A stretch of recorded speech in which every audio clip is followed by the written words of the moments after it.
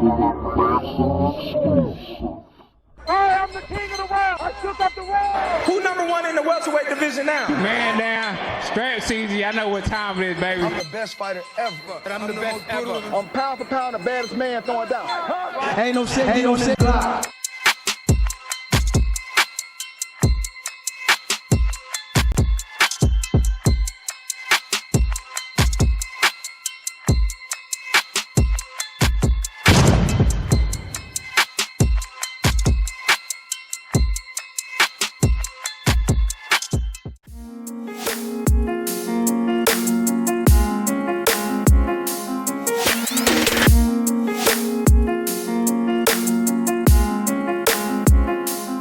What up, y'all? It's your boy J Rod with J Rod's Level Up Boxing TV.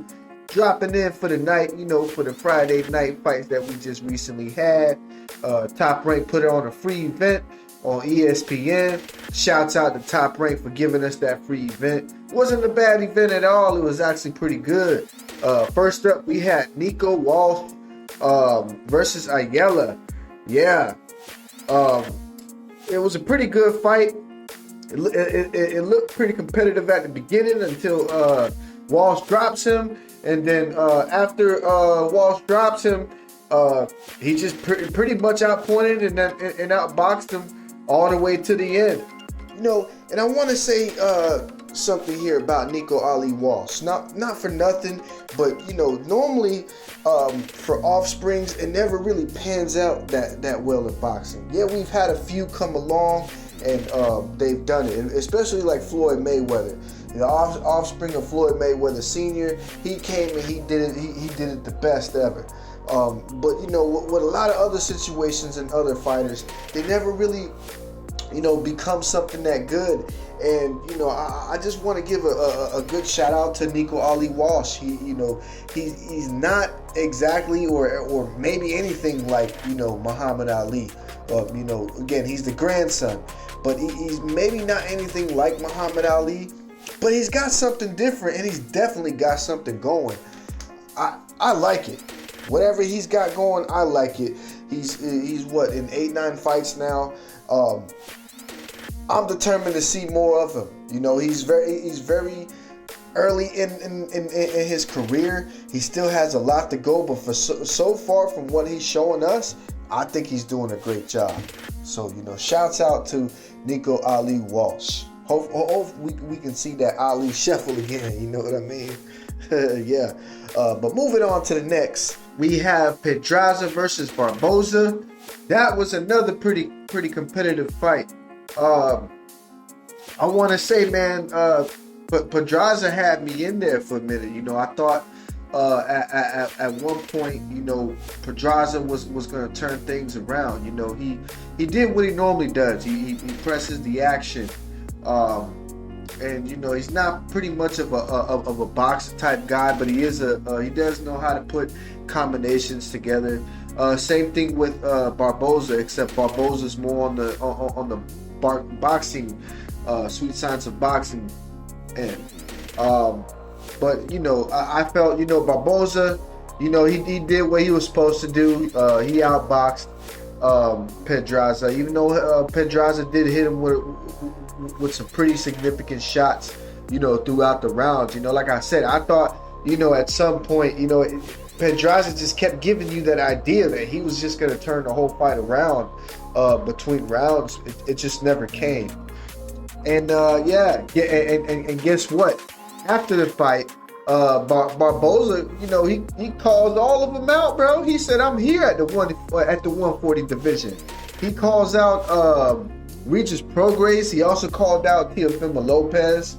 So, man, I've been saying this a while back. Is the 140 the 140 division heating up? The 140-pound division starting to look like what the 147 once was.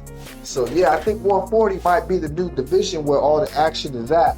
Being that the stuff going on with Terrence Crawford and Errol Spence. That bullshit is holding up the division over there.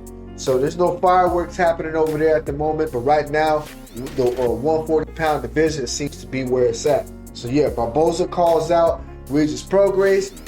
Teofimo Lopez. He ready for some action.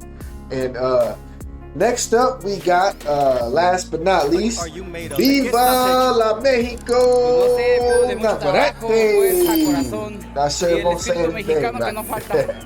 But yeah, man, Emmanuel Navarrete, he stopped Wilson.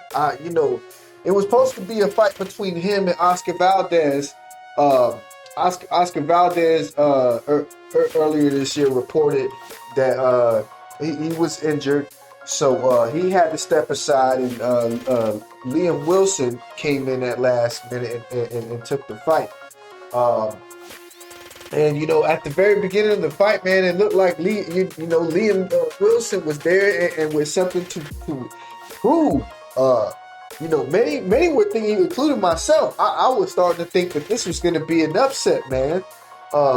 You know, I want to say Andre Ward had pointed something out at the very beginning of the fight that, you know, that Navarrete likes to chill a little bit, and, you know, makes you think that, you know, it's okay to go to sleep behind the wheel, and then boom, he just, you know, bursts and you know, just started hitting you with combinations, and he called it right on the money. Right. I want to say like 30 seconds later, right after he said that, that's what Navarrete does. So then you had a sense that, you know, okay, hold up, man, he's turning up, and then what do you know? A couple rounds after that, he gets knocked down, and then it was a pretty bad knockdown. It looked like he was about to get knocked out, but you know, he got knocked down. Wilson couldn't finish the job. The bell came, and the round closed. When they came out fighting again, and it looked like, you know, Navarrete had something. You know, he had to get it back, man. He started to put together combinations. He didn't quite listen to his trainer, because his trainer, was telling him to slow down the momentum and you know, basically just kind of pace yourself. You know, don't put yourself in dangerous situations. And he did not listen to that at all. He came out there with the attitude that he had to win it. You know, and I believe it. But you know, once again, I want to say around the middle rounds, going into later rounds, he gets hurt again, and you know, but Wilson didn't finish the job. I started noticing that Wilson was starting to show signs of fatigue, and you know, a lot of times that either happens because, you know, you're either going to war in that ring, and you just got two competitive guys slugging it out, or you know, you need work on your strength and conditioning. Not sure what was the case in this scenario, because it was a pretty good fight. But yeah, he was starting to show signs of fatigue, and it could have been the body shots that Navarrete was hitting him with. Because I noticed at times when Navarrete was chasing him around the ring, it would start off with a couple of body punches, and once he lands that one body punch, Wilson would slow down to a halt, and then that's when Navarrete would start taking off on him. And you know, that's what pretty much that's pretty much what the fight was. After that last time that Wilson hurt him, because Navarrete just kept coming and coming, and what do you know, man? I want to say in the ninth round, I want to say between the 7th, 8th, and 9th, all Navarrete. Especially the 8th. The 8th, he was coming on strong, and then the 9th he came on even stronger, and not only did he knock him down, but he later on stopped him. That was a damn good fight, man. But shout out to Navarrete. I think, you know, we can look forward to seeing a future bout with Oscar Valdez, because we saw Oscar Valdez on the sidelines looking at him like, you know, as if like he could have picked them apart, like damn, man, you know, I lost out on this opportunity. That's what it looked like to me. So, you know, for all of Mexico, that's gonna be a good fight for them. You know what I mean? They can celebrate, pop them Modelos, get it on. And, you know how Mexicans party, man. They party for the whole weekend, sometimes the whole week. But, yeah, man, what a great fight night. I enjoyed it. Shouts out to Navarrete again for the win. It's your boy J-Rod with J-Rod's Level Up Boxing TV, and I'm out your ear. Peace.